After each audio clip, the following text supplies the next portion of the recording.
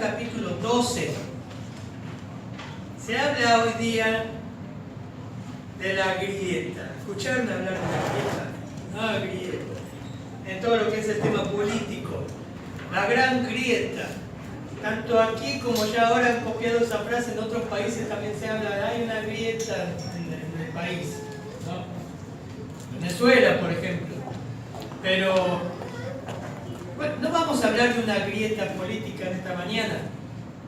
Pero justamente Lucas nos lleva ahora, si ustedes tienen Reina Valera 60, el título que comienza en el capítulo 12, versículo 41, Jesús causa de división. Y es interesante ver esa palabra división porque habla de una grieta. La grieta que está hablando aquí es una grieta espiritual. Y vamos a leer el pasaje y vamos a empezar a interpretar el texto, a aplicar el texto, a leer el texto en primer lugar. Dice el versículo 49 del capítulo 12. Fuego vine a echar en la tierra. ¿Y qué quiero si ya se ha encendido? De un bautismo tengo que ser bautizado y cómo me angustio hasta que se cumpla. ¿Piensan o pensáis que he venido a dar paz en la tierra? Os digo, no, sino disensión. Porque de aquí en adelante 5 de una familia estarán divididos. 3 contra 2 y 2 contra 3. Estarán divididos el padre contra el hijo y el hijo contra el padre, la madre contra la hija y la hija contra la madre, la suegra contra la nuera y la nuera contra su suegra. Padre, gracias por este tiempo, Señor. Qué privilegio predicar las Escrituras, enseñarlas y apropiarnos de ellas. Pero en este momento te pedimos tu iluminación, tu guía, que tú obres en nuestros corazones, en los que están aquí, nos visitan, en los que están escuchando ahora o van a escuchar este mensaje por internet.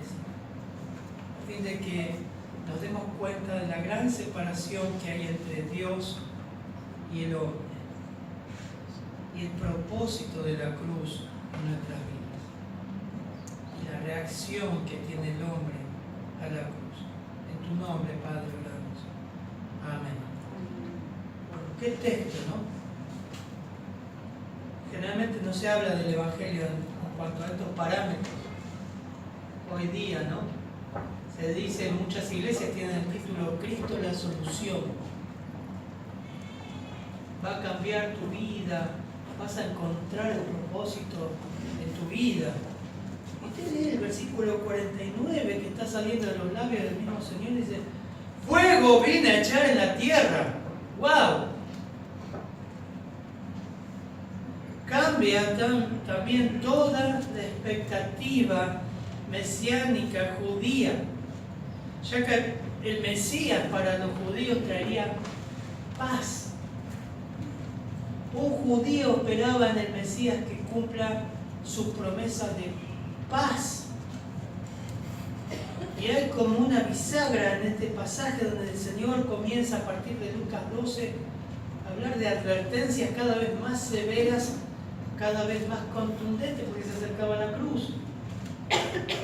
Miren, y hoy ayuda en lengua ecuatoriana, ayuda la hermana Ruth, Isaías 9:6, un pasaje precioso que lo cantamos muchas veces. Isaías 9:6. Miren lo que dice.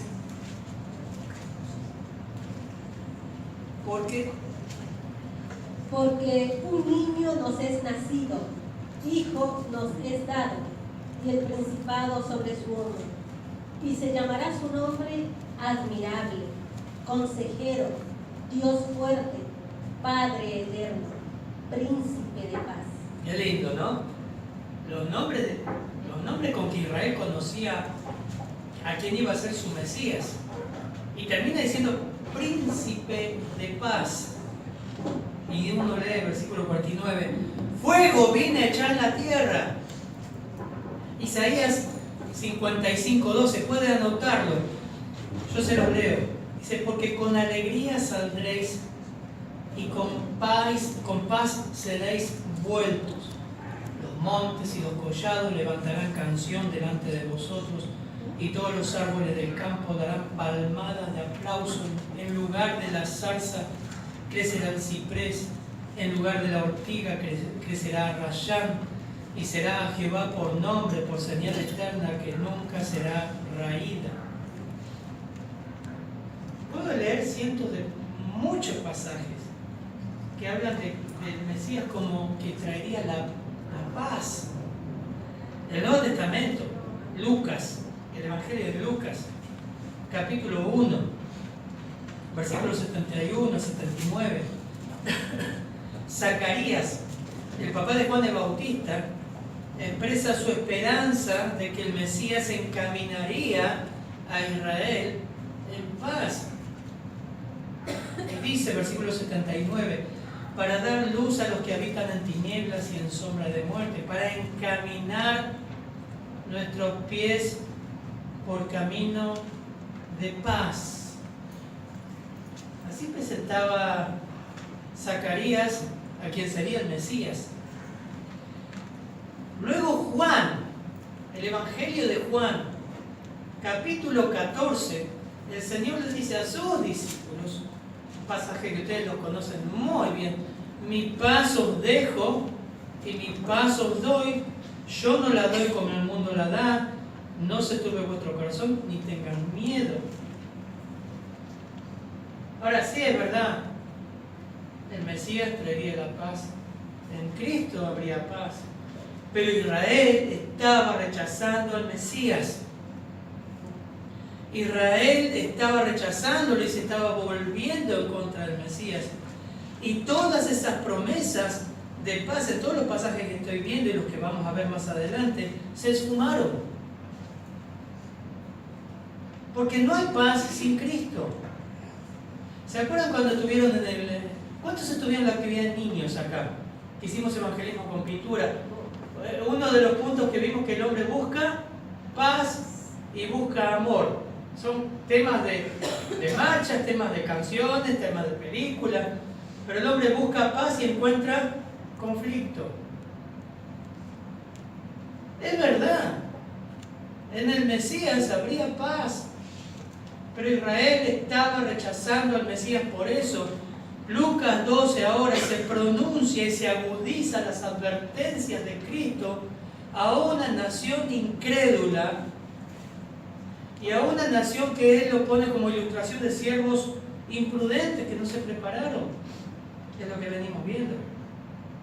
No tenían sus lámparas encendidas, mayordomos infieles. La única paz que podría llegar a abrazarse vendría a través de Cristo. Justificados pues por la fe tenemos paz para con Dios. La fe en Cristo. Sin Cristo no hay paz. Así que es una bisagra. Por eso se agudizan las advertencias urgentes y frecuentes. Volvemos a Lucas 12, síganme ahí por favor. Miren el versículo 56. Algunas advertencias, bueno, vamos a leer en la lengua ecuatoriana, en el acento ecuatoriano. Versículo 56 de Lucas 12. Hipócritas, sabéis distinguir el aspecto del cielo y de la tierra, ¿y cómo no distinguís este tiempo? 59 ahora, el mismo capítulo.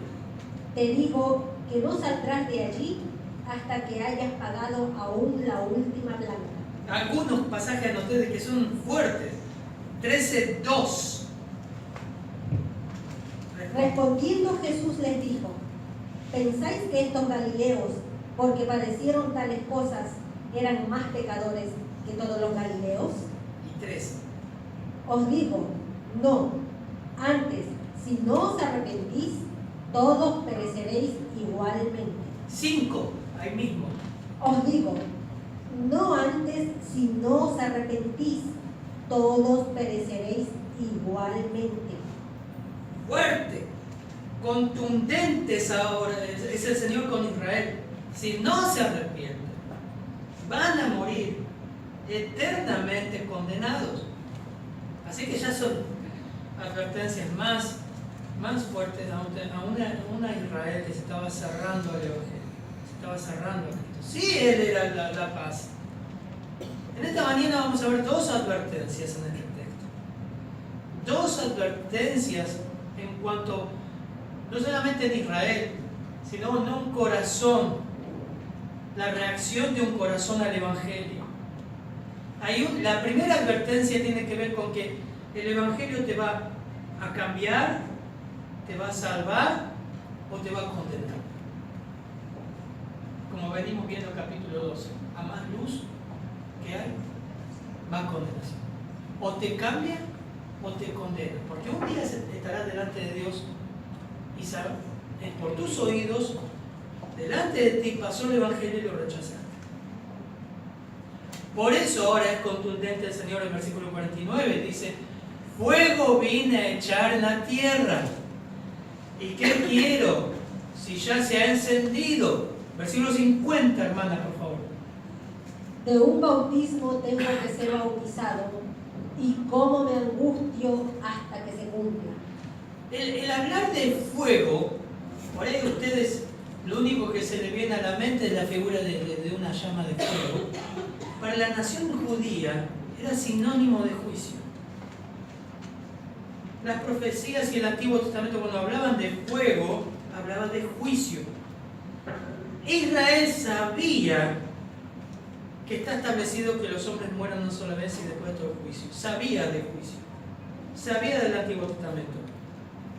Hay un autor que escribió: la oposición y la reticencia de la nación judía había crecido a tal punto que los mensajes de Jesús se habían convertido en fuego consumidor.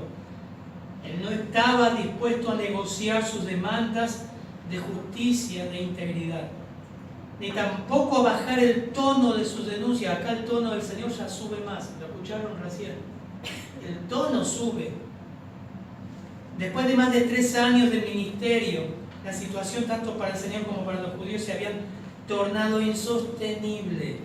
Y aquello explica lo dicho por el Señor al inicio de este pasaje: el fuego en el lenguaje profético era sinónimo de juicio. Les leo, por ejemplo, Isaías 66, 15, dice: porque aquí el Señor vendrá con fuego, y en sus carros como torbellino, para descargar con furor su ira y su reprensión en llamas de fuego. ¿Les suena llamas de fuego? Lo utiliza Pablo, ahora lo vamos a ver después en el Nuevo Testamento, en la carta a los tesalonicenses, en su segunda carta.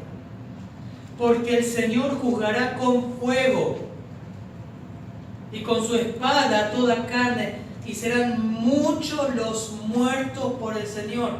Eso habla del juicio final. Va a ser terrible. Segunda Tesalonicenses, por favor, capítulo 1, versículos 6 al 10. Pablo toma también esa figura de fuego y lo que dice la profecía para hablar de lo que será el juicio final. Segunda Tesalonicenses 1, 6 al 10.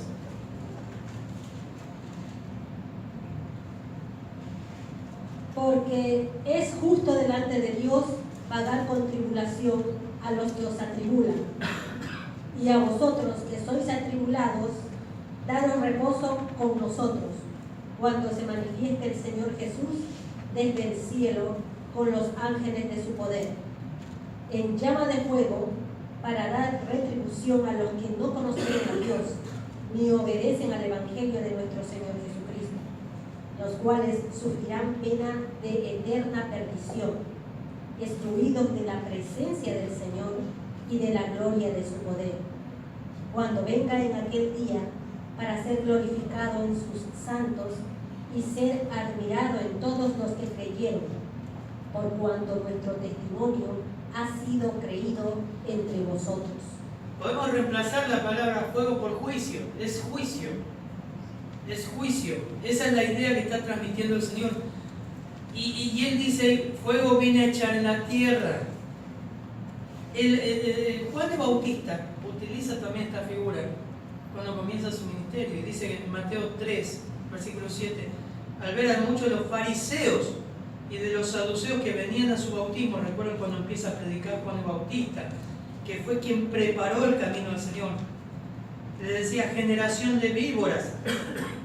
¿Quién los enseñó a huir de la ira venidera?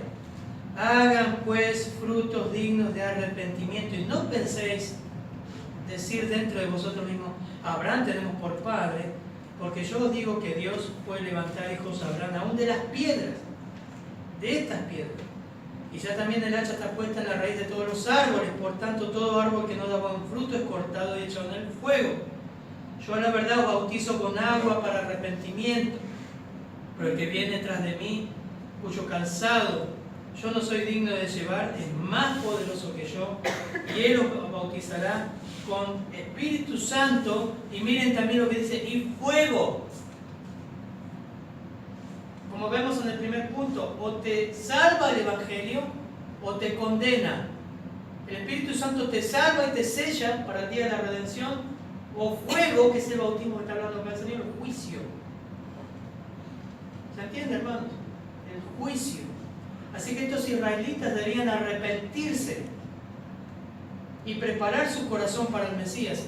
Jesús vino para salvar a los pecadores que se arrepienten y creen, y juzgar a los que niegan a hacerlo, sean judíos o sean gentiles. Ellos creían que el juicio vendría solamente sobre el pueblo gentil, no sobre los judíos.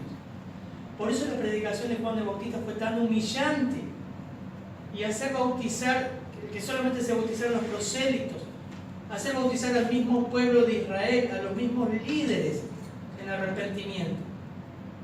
Juan 9, esta historia tan impactante, esta narración acerca de que cuando el Señor sana a un ciego de nacimiento y todo lo que pasa ahí, también viene al texto.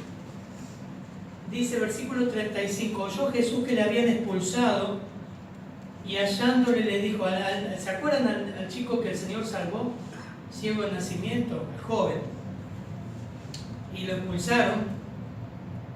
Eso vamos a ver ahora en un momento. El precio que tuvo de conocer a Cristo, ¿no? El precio que tuvo que dar al dar testimonio. Dice, yo no sé quién es, pero yo algo sé. Me abrió los ojos. Antes era ciego y ahora veo. Lo expulsaron. Versículo 35. Entonces el Señor al ver a este muchacho, le pregunta, ¿crees tú en el Hijo de Dios? Ahora, ¿cuándo lo sanó el Señor? Cuando estaba ciego. ¿Lo vio el ciego al Señor? No. Entonces el versículo 36 se respondió él y dijo, ¿quién es, Señor? Para que crea en Él. Y le dijo Jesús, pues le has visto. ¡Wow! Impactante eso. Le has visto. Y el que habla contigo, Él es. Y él dijo, creo, Señor. Y le adoró. Ahora miren, versículo 39 de Juan 9. Dijo Jesús, para juicio he venido yo a este mundo, para que los que no ven, vean, y los que ven, sean cegados. Este muchacho la tenía clara, porque sabía lo que era ver y no ver. Ahora el Señor está hablando en el aspecto espiritual, está usando eso como ilustración. ¿Y quién estaba ahí rodeando al muchacho? Vieron que hay gente que a veces está lejos, pero está con el oído ahí. Está ahí, pero vos pensás que está lejos, pero está como decía mi abuela, parando la antena. Estaban los fariseos. Entonces algunos de los fariseos que estaban con él, al oír de esto, le dijeron, ¿acaso nosotros también somos ciegos?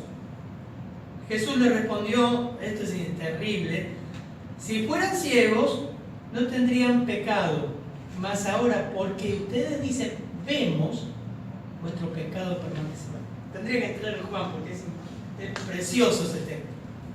Pero lo que les quiero llevar es que el Evangelio cegó a unos y salvó a otros. Siempre, a partir del Señor, el Evangelio divide a la humanidad en dos, los que creen y los que no creen.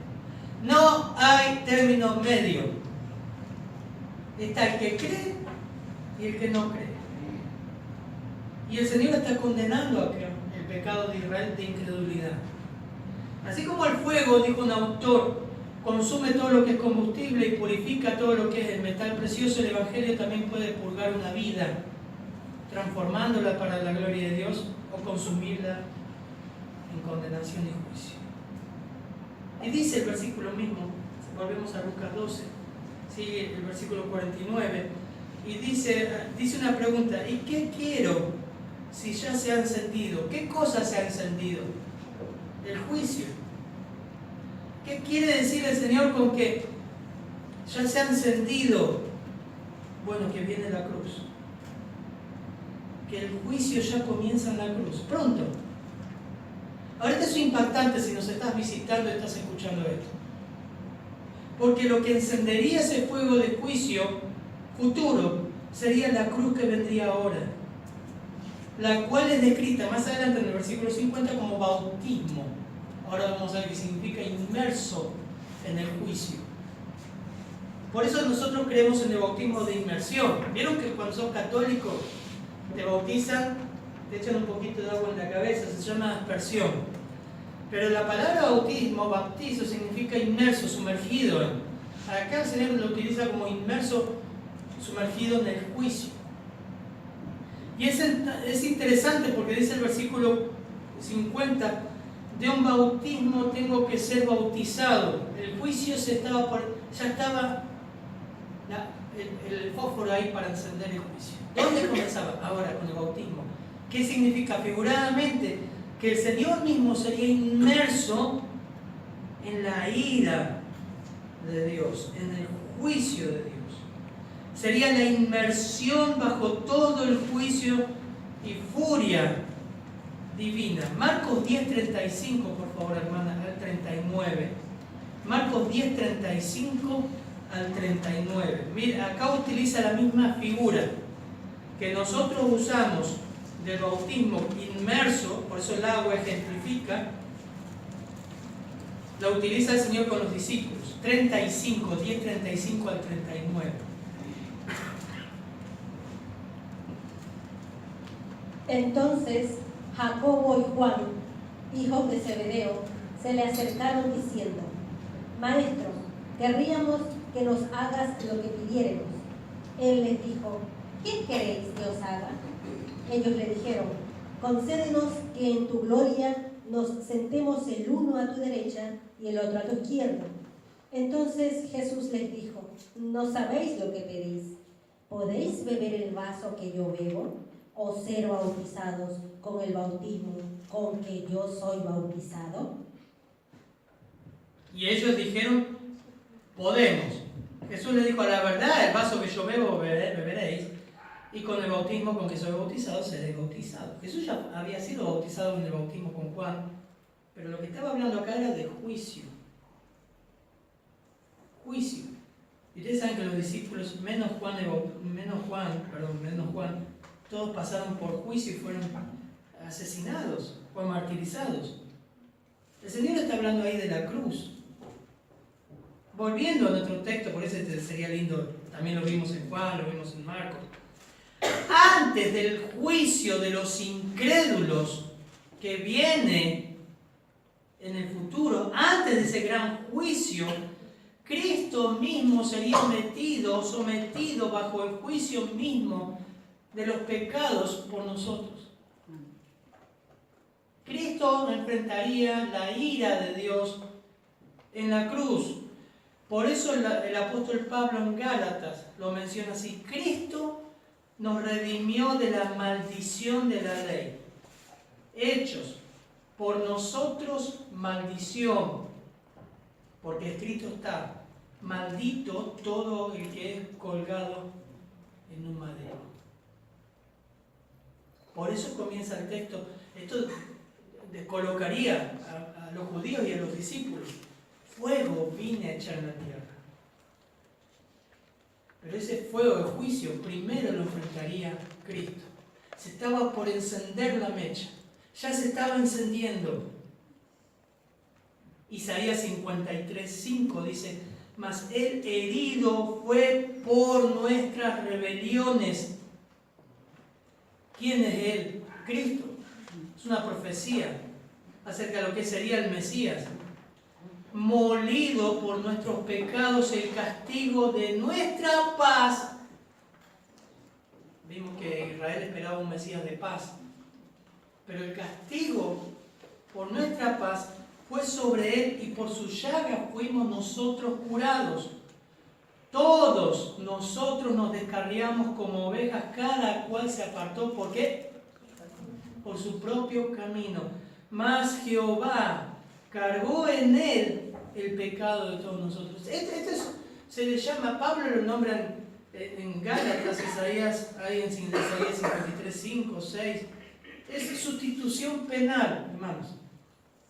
Y si nos estás escuchando, es una sustitución penal, es un juicio en el cual Dios se entrega a sí mismo en la persona de Cristo para sufrir en lugar de nuestro toda la maldición de la ley, todo el castigo del pecado. Por eso es una doctrina preciosa la sustitución. Él toma nuestro lugar en la cruz. Él toma nuestro lugar de castigo. Por eso, miren, es hermoso esto. Esto es el Evangelio, el corazón mismo del Evangelio. Muchos dicen, lo que Pablo estaba mostrando aquí es el corazón mismo del Evangelio, la sustitución. Él por mí. Y si entendés esto, amén. Gloria a Dios. Él por mí. Él llevó mis dolores. Él llevó mis pecados. Él llevó la maldición que a mí me correspondía, porque nada sucio entra en la presencia de Dios. Nada entra si no es limpiado por su sangre. Esto es sustitución. Y el Señor dice ahí en este hermoso texto, fuego vine a echar en la tierra, ¿y qué quiero si ya se ha encendido? Versículo 50, de un bautismo tengo que ser bautizado, y cómo me angustio hasta que se cumpla. Esto me impactó, porque todavía no está la cruz. Todavía falta para el Getsemaní. ¿Saben lo que ocurrió en el Getsemaní? ¿Se acuerdan qué ocurrió en el Getsemaní? El Señor fue a orar y oró con sudor de sangre, la presión, por la presión, la angustia. Ahora, lo que nos revela este pasaje, esta frase, ¿cómo me angustio? La palabra angustia es un echomai en el griego y significa ser presa, atrapado totalmente por el miedo. Es la misma palabra que se usa en Lucas 8:37 con los gadarenos. Cuando viene, dice, entonces toda la gente de la región de alrededor de los gadarenos le pidió a Jesús que se alejara de ellos porque estaban poseídos de gran temor. Los demonios ya se habían ido, pero ahora ellos le tenían miedo a Cristo, ¿se acuerdan? Y él, entrando en una barca, regresó, y vemos después que el ex endemoniado, pero en realidad nueva criatura en Cristo, le pide seguirle. Pero es la misma frase, es un hecho mai, que significa atrapados por gran temor. Cristo fue consciente desde que nació. Hay una canción que me recordaba que dice, para morir nació. Fue consciente. Ahora, como dice el autor, la angustia en el huerto, luego que le llevó a sudar sangre, no fue sino la presión, no solo física de lo terrible de la cruz, sino de que sobre él se imputaría, otra doctrina, imputar los asquerosos pecados de todo el que creyera en él.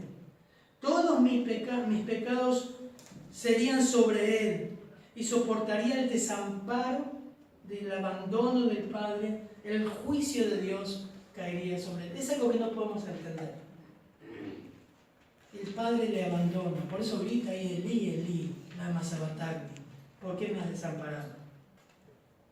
¿Y qué quiero si ya se ha encendido? ¿Y cómo me angustio hasta que se cumpla? Primer efecto del Evangelio, entonces, en el versículo 50, hasta que se cumpla. Esa frase, hasta que se cumpla, es la palabra teleo. Otra frase importante, teleo. Y es la misma que se usa en Juan 19:30. Esto es impresionante, consumado es. ¿Cómo me angustia hasta que se consume todo? Y esa frase en la cruz, que lo vamos a ver más adelante, consumado es teleo, significa terminar, completar, ejecutar, concluir, descargar, pagar, satisfacer, terminar, acabar, consumar, cumplimiento, cumplir. Todo en la cruz se cumple. Todas las profecías convergen ahí.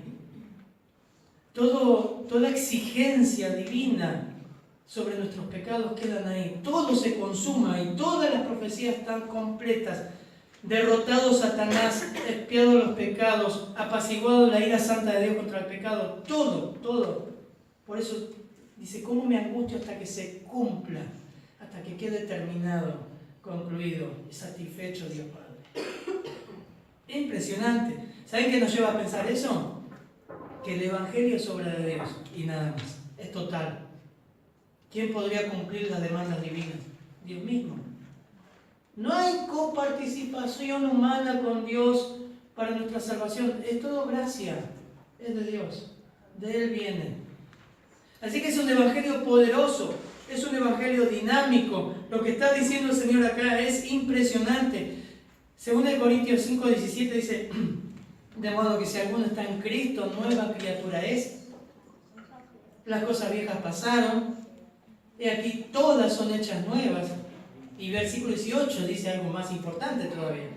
Y todo esto proviene de Dios, quien nos reconcilió consigo mismo por Cristo y nos dio un ministerio de la reconciliación. Que Dios estaba en Cristo, reconciliando consigo al mundo, no tomándoles en cuenta los hombres sus pecados, y nos encargó a nosotros la palabra de la reconciliación. ¡Qué hermoso! ¡Qué hermoso! Muestra lo dinámico del Evangelio.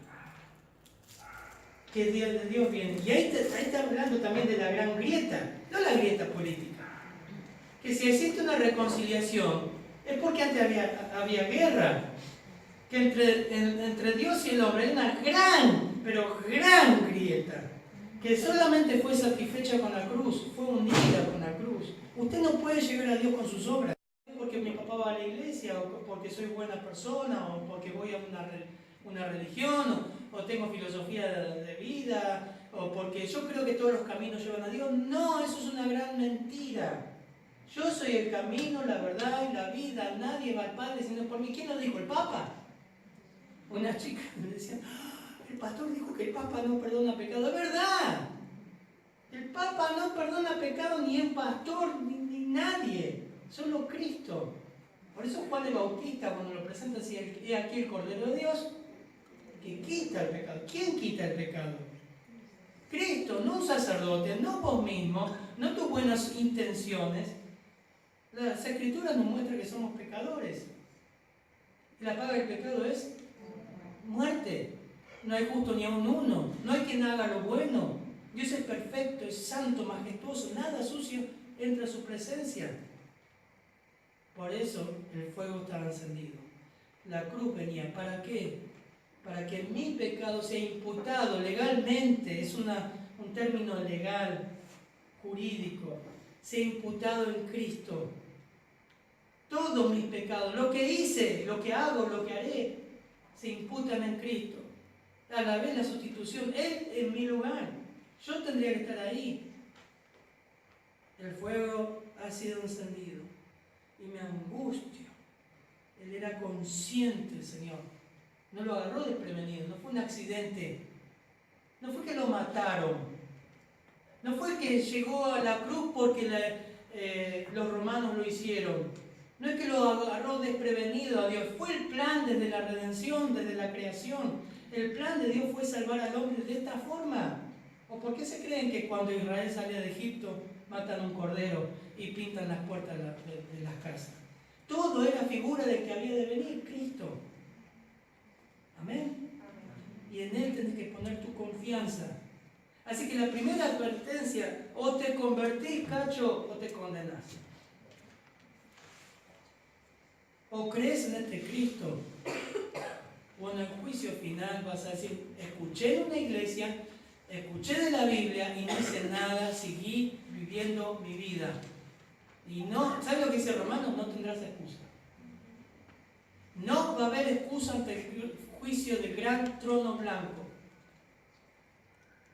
Estás sentado ahora en la iglesia, ¿sabes por qué? Como decían los publicanos, por la misericordia de Dios. Porque tu vida depende de un libro. Y lo suelta, y ya no estás. Mirá a tu alrededor, Señor. Tu vida depende de un hijo, de la gracia de Dios. Nuestra vida depende, Señor. Si respiro es porque Dios quiere. No voy a vivir más ni menos de lo que Dios, el día que tenga que partir, parto, pero sé que voy con Cristo. ¿Y vos? Primera advertencia, o te convertís o te condenás. Fuego viene a echar. El juicio comenzó. El mundo entero está condenado. Sin Cristo no hay salvación. Y ahora da una segunda advertencia. Porque es fácil ir a una iglesia que te dice, vení a Cristo y todo va a solucionarse. Vení a la iglesia y vas a tener trabajo. No te va a faltar comida. Vení a Cristo y Dios va a sanar tu vida, va a sanar tus enfermedades, va a sanar tu familia, toda tu familia se va a convertir, todo va a ir bien. Cristo es la solución. Nunca el Señor ni los apóstoles predicaron algo así. Y con lo que te predique ahora, vas a llegar a tu casa, te vas a sentar y vas a medir el costo, como el Señor dijo. Seguir a Cristo te va a traer serios problemas. ¿Quién te dice eso? Nadie te lo dice. Andá a toda la iglesia que hay. A menos que sea una iglesia que abra la Biblia. No que esté con la psicología ahí diciendo, bueno, pensamiento positivo, hay que tener pensamiento positivo. La vida tiene sufrimiento. No, hermano. La Biblia te va a animar y también te va a deshacer. Y miren lo que dice. Algunos ponen una cinta negra acá y no lo leen. Pero esto es una demanda del Evangelio. Versículo 51, por favor, hermana, hasta el 53. ¿Pensáis que he venido para dar paz en la tierra? Os digo no, sino disensión. Porque de aquí en adelante, 5 en una familia estarán divididos, 3 contra 2 y 2 contra 3. Estará dividido el padre contra el hijo y el hijo contra el padre, la madre contra la hija y la hija contra la madre, la suegra contra su nuera y la nuera contra su suegra. Ay, ay, ay. No hay mucho que explicar, ¿no? No nos gusta leerlo. Pero esto fue una verdad y sigue siendo una verdad. O sea, la forma en que responde la gente al Evangelio, la forma o cómo responde la gente al Evangelio te deja de un lado de la calle o del otro. Una grieta. Así que esto no es un invento político de la Argentina, hay una grieta espiritual. Y aún hay una grieta espiritual si te has convertido a Cristo. Lo hay. Te deja de un lado o del otro. Se separan amigos, se separan familias. Aún Pablo habla, dice, aún si tu esposo quiere vivir contigo, no lo abandones. 1 Corintios 7. Habla del divorcio, de que va a haber matrimonios. Y en nuestra iglesia tenemos matrimonio. Y gracias a Dios que viven juntos, pero uno está de un lado y otro del otro. Pasa así. El Evangelio trae división. Eso trae. El Evangelio trae grieta, trae división. No solo por la eternidad, sino ahora. Ha dividido la humanidad en dos. Los que son discípulos de Cristo y los que no. Los que son hijos de Dios y los que son hijos del diablo. Los que andan en tinieblas, los que andan en luz. Los que son muertos espiritualmente, los que han recibido vida para vida eterna. Efesios capítulo 2. Es así. Esa es la realidad. Parte en dos. Por el efecto poderoso que tiene el Evangelio. Por eso Marshall, le dicen algunos del versículo 51 en adelante, la pregunta retórica que hace el Señor aquí, dice, ¿ustedes piensan que vine a dar paz en la tierra? Es una pregunta retórica, quiere decir que se responde a sí misma. ¿Y qué dirían? Ustedes dirían que sí. Sí. ¿Cuántos creen que Jesús trae la paz? Yo, todos. Es fácil. Yo le decía al pastor Cristian, si el sábado pasado, en la actividad niño hubiese hecho orar a los niños, todos levantan la mano y oran. Porque necesitan más de una oración discernir lo que es el Evangelio, masticarlo. Por eso hay que seguir, maestros o chicos, volver a invitarlos y explicar el Evangelio. Y Cristo le cambia toda la expectativa. ¿Ustedes piensan que he venido a traer paz en la tierra? Y estarían, no. ¿Me entienden? El Señor le diría a sus discípulos, ¿ustedes creen que vine a traer paz? Y ellos estarían diciendo, y Él dice, no vine a traer paz. Y habrán quedado, pero ¿cómo no traes paz? Volvemos a leer Isaías 6:9. ¿Qué nos dice?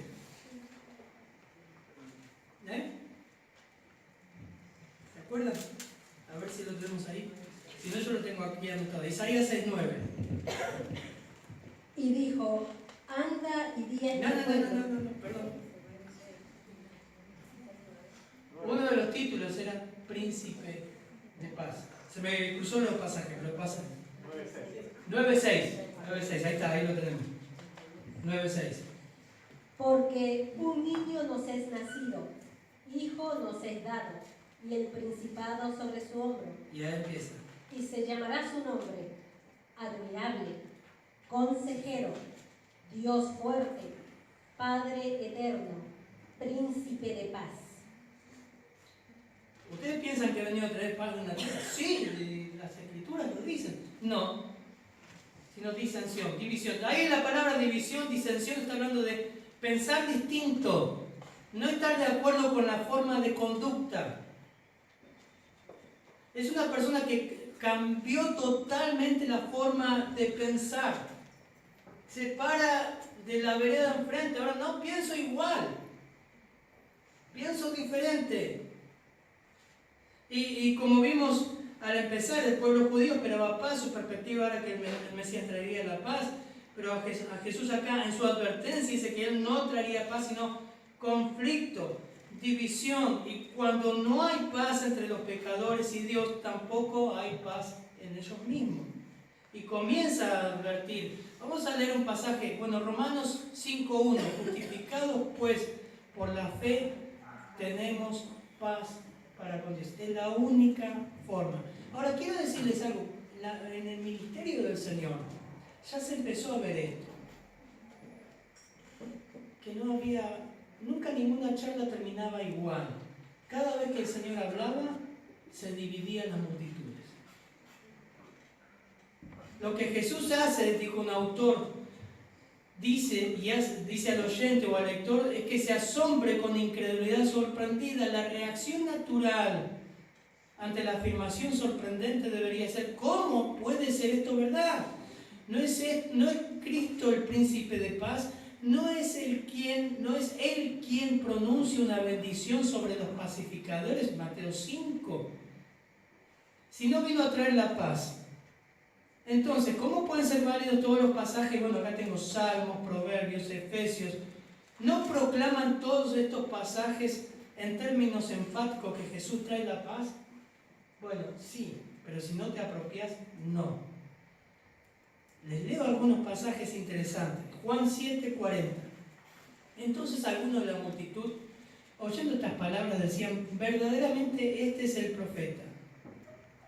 Otros decían, Juan 7:41, este es el Cristo. Pero algunos decían: de Galilea puede salir el Cristo. ¿No dice la Escritura que del linaje de David y de la aldea de Belén, de donde era David, ha de venir el Cristo? Y hubo entonces disensión entre la gente a causa de él. Y algunos de ellos querían prenderle y otros no, así que ninguno le echó mano. Juan 9:16, la historia del muchacho ciego.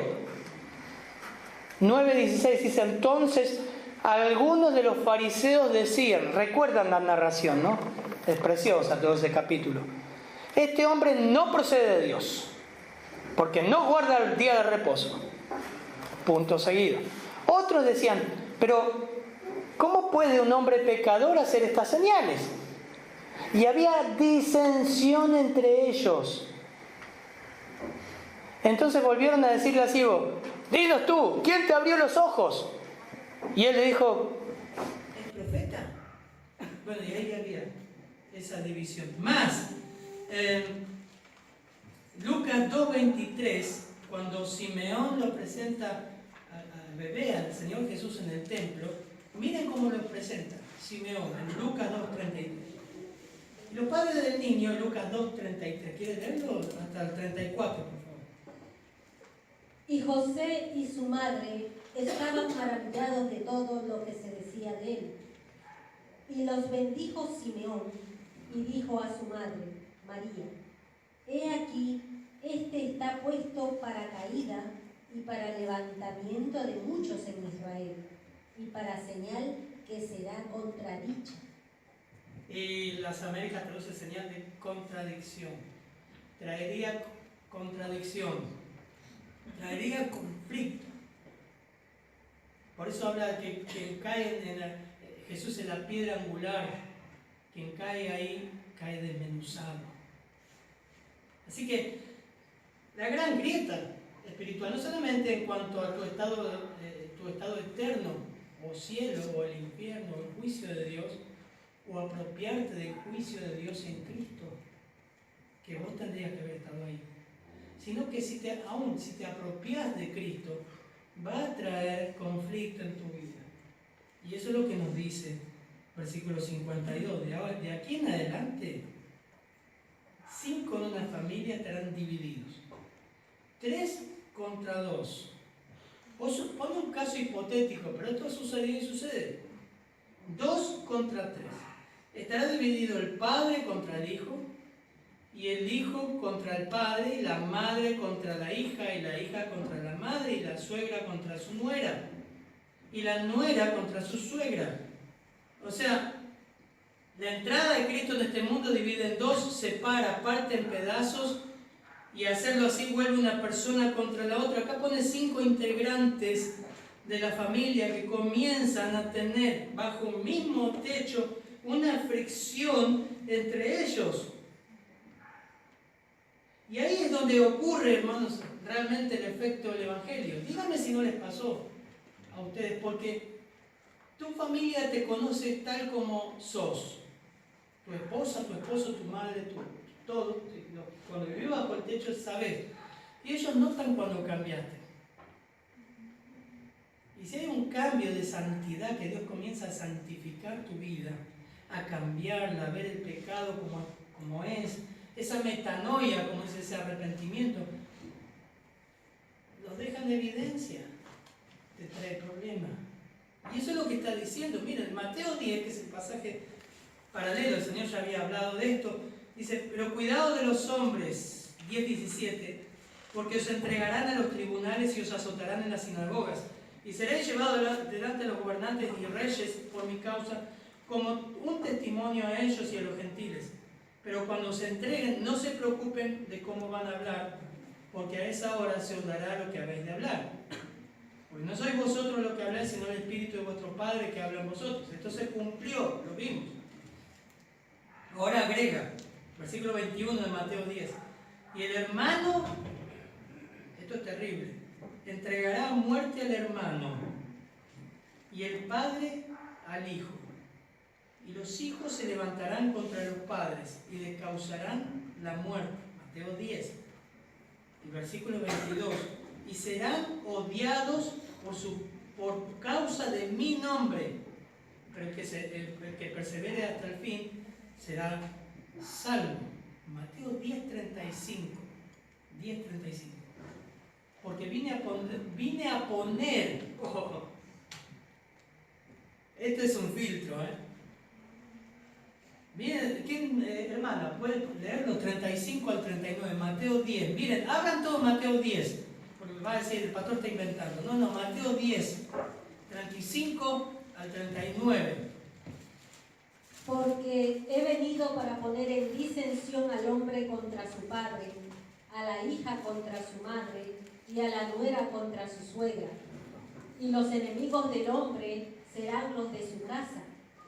El que ama a padre o madre más que a mí, no es digno de mí. El que ama a hijo o a hija más que a mí, no es digno de mí. Y el que no toma su cruz y sigue en pos de mí, no es digno de mí. El que haya su vida, la perderá. Y el que pierde su vida por causa de mí, la hallará. Más claro echarle agua a lo que el Señor dice, miren, no vine a traer paz, voy a traer conflicto. Por causa de mí, sus familias los van a odiar. Ahora, vos pensás esto, a mí nadie me mató, mi mamá no me mató hasta ahora. Hasta ahora. Mi padre tampoco. Muchos de ustedes están sentados acá y nadie los mató, pero les puedo asegurar que en Medio Oriente, hasta el día de hoy, un cristiano, una persona que se convierte a cristiano, en Medio Oriente, países musulmanes, países árabes, países sirios, mueren. Y los padres, y esto es lo que ocurre. Ocurrió y sigue ocurriendo hasta el día de hoy. Parece que, por eso muchos me dicen cuando viajan allá es como el tiempo bíblico, que quedó detenido en el tiempo. Ustedes saben lo que están pasando, los actos terroristas terribles que están viendo. Es odio espiritual. La base de eso no es político, es espiritual. Ellos odian el pueblo de Israel y los que apoyan a Israel.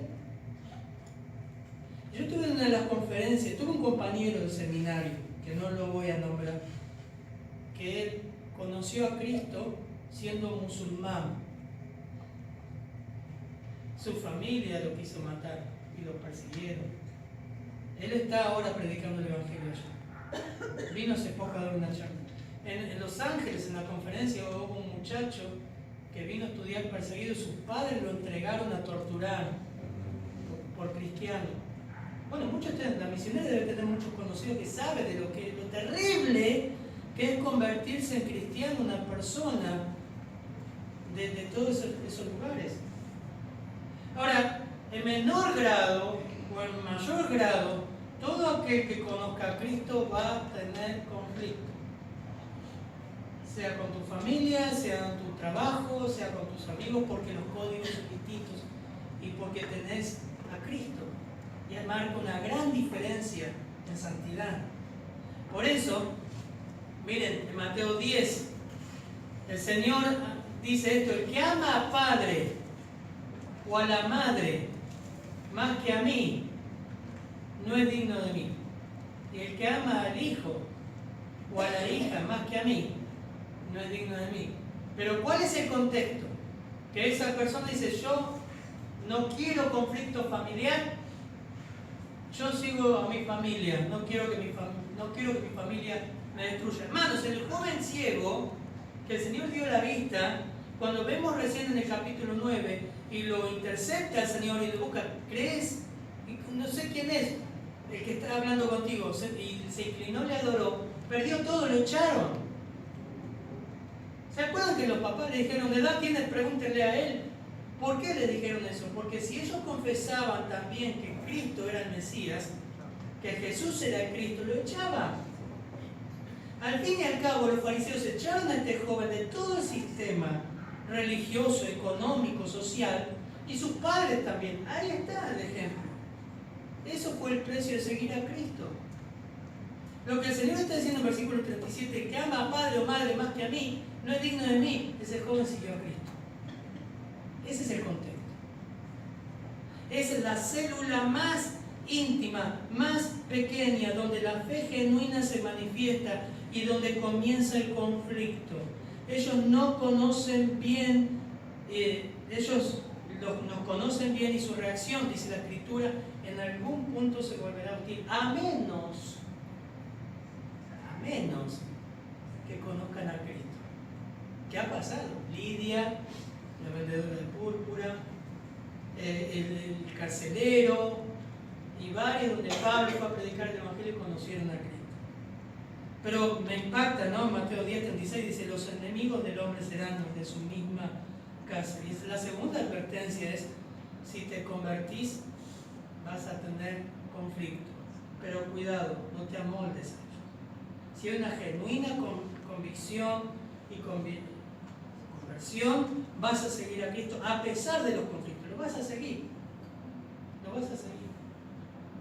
Pedro dijo en Mateo 10, 25 al 31: Señor, nosotros hemos dejado todo y te hemos seguido. ¿Qué pasa con nosotros? Y el Señor no lo exhortó sobre eso. Dijo: Pedro, qué interesado que sos. Dijo: mira, van a tener 100 veces más acá y en la eternidad. Acá van a tener padres, madres, hijos. Y yo creo, hermano, Mateo 10 está hablando ahí, eso es lo que es el calor de la iglesia. La familia. ¿Vieron? Mateo 10, miren, me están mirando así como diciendo, quiero que termines o cuál es el pasaje. Mateo 10, 25 al 31, miren. Marcos 10, perdón, Marcos 10, 25.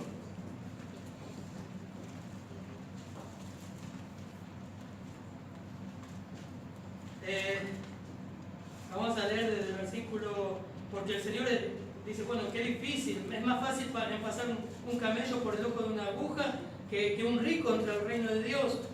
¿Y quién podrá ser salvo? Dicen los discípulos. Entonces Jesús mirándolo dijo, para los hombres es imposible, mas para Dios no, porque todas las cosas son posibles para Dios. Entonces Pedro quedó pensando, el gaucho, y dijo, versículo 28, comenzó a decirle, nosotros hemos dejado todo, Señor, y te hemos seguido.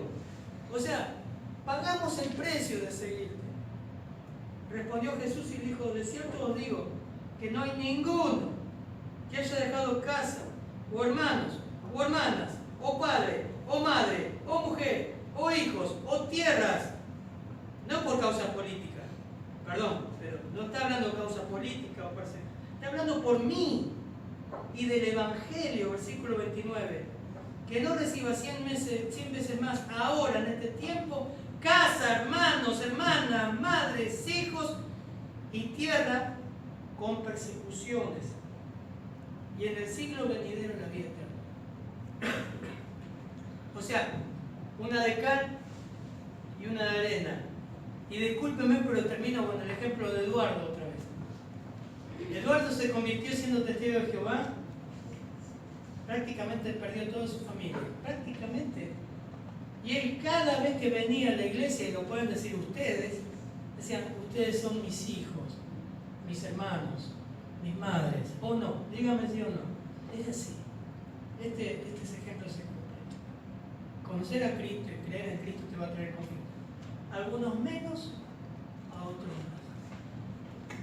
Te van a dejar tus amigos, tu familia te va a dejar de lado, te van a criticar, cambia tu vida. Pero es el camino angosto, es el que lleva al cielo. El camino ancho es fácil y todos transitan por ello. Mateo capítulo 7. Pero ese es el camino y es seguro a la gloria. ¿Ven? Dos advertencias. Padre, gracias por este evangelio, Señor, que un día llevó nuestra vida, en mí, en el servicio militar, Señor. Gracias por ese soldado que una vez me habló y por ese pastor que me guió a ti, Señor. Oh Dios, que puedan entenderlo, Señor. Apropiarse de ti, saber que está establecido que los hombres mueran una sola vez y después de todo el juicio. Qué terrible, Señor. Qué terrible es caer en manos del Dios vivo. Tú eres fuego consumidor, pero gracias porque ese juicio se dio en la cruz por mí. Y Cristo enfrentó mis pecados, cargó mi pecado.